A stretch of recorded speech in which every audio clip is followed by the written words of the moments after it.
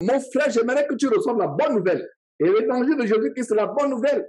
La bonne nouvelle, c'est que même si ça ne va pas dans ton foyer, garde la paix. Même si ça ne va pas dans ton lieu de travail, garde la paix.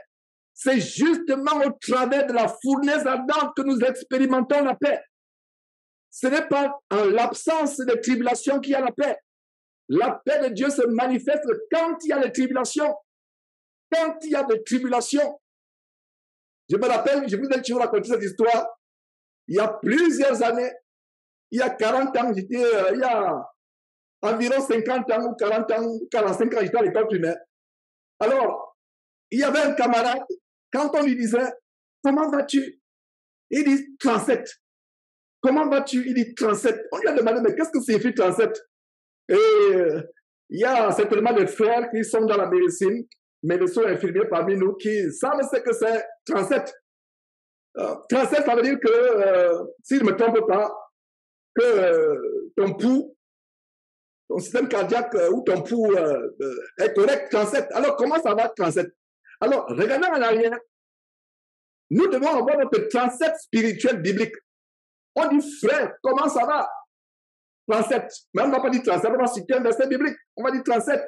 Il y a cette merveilleuse femme qui nous donne le standard de 37. Elle n'était pas juive. Elle était païenne, c'est-à-dire non juive de naissance.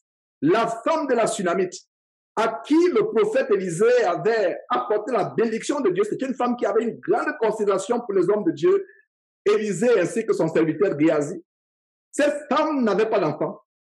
Elle était affligée certainement parce qu'elle n'avait pas d'enfant. Son mari étant vieux. Alors un jour, qu'est-ce qui s'est passé? Le prophète Élisée passait par là, certaines périodes de l'année, certaines époques de l'année, et il a compris que cette femme avait une affliction dans son cœur. Alors la femme a été bénie. Elle a eu un merveilleux garçon.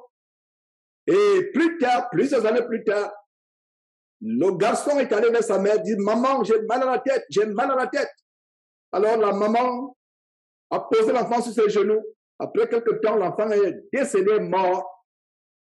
Et en passant, ils avaient construit une chambre haute pour l'homme de Dieu. Dans la loi de l'Ancien Testament, une femme ne pouvait pas entrer dans la chambre haute d'un homme.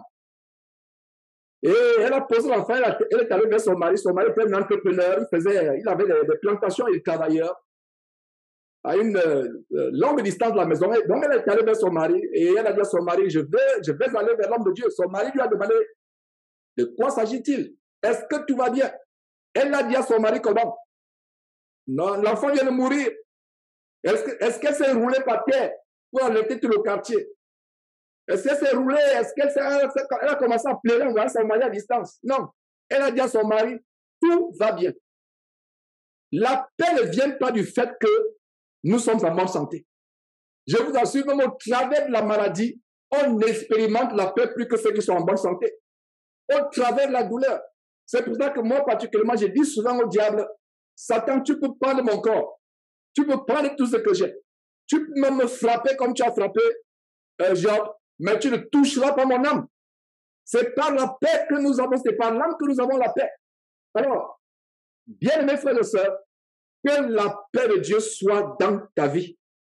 Et la paix de Dieu vient dans ta vie du fait que tu mets confiance, tu mets ta confiance en Dieu, tu mets toute ta confiance à 100%.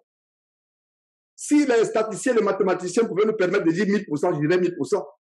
Un jour, j'ai dit 1000%. Un frère mathématicien m'a dit, frère, c'est mathématiquement, statistiquement impossible. On ne peut pas dire 1000%. Mais moi, je vais dire 1 milliard %. Je vais dire, je vais utiliser la mathématique du ciel. Je vous assure, ayons la paix, même s'il y a un problème. Et je sais comment nous avons des problèmes. Si un chrétien parmi lui qui n'est pas persécuté, je vais dire de sa foi. Parce que Dieu a dit que ceux qui veulent vivre pieusement en Christ seront tranquilles. Tu vas marcher. Au boulot, ce sera bien. Le patron va te regarder toujours les bonnes notations, avancement de salaire après 5 ans. À la maison, ce sera bien avec les enfants. Le diable trouvera un moyen pour t'affliger, pour te stimuler. Il passera par les enfants. Il passera par ton époux. Même si ton époux est chrétien.